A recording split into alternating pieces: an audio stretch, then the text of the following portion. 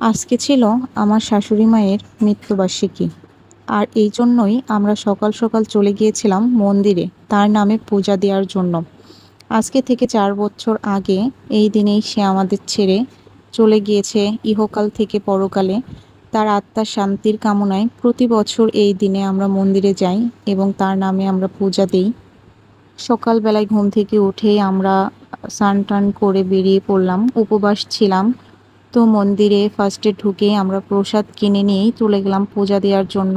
তো ভিতরে ঢুকেই আমরা ঠাকুর মশাইয়ের কাছে দিলাম প্রসাদ, মায়ের নামে যেন পূজা দিয়ে দেয় এই জন্য। তো সেটা আপনাদের সঙ্গে একটু শেয়ার করছি।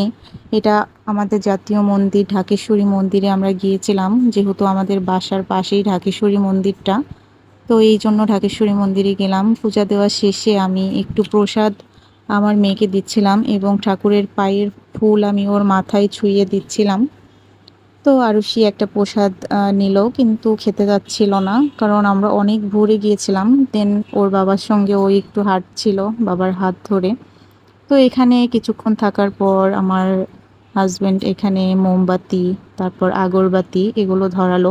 সবাই আমার শাশুড়ি মায়ের জন্য আশীর্বাদ করবেন, উনি যেখানেই থাকুক না কেন যেন ঈশ্বর ওনাকে খুব ভালো রাখেন।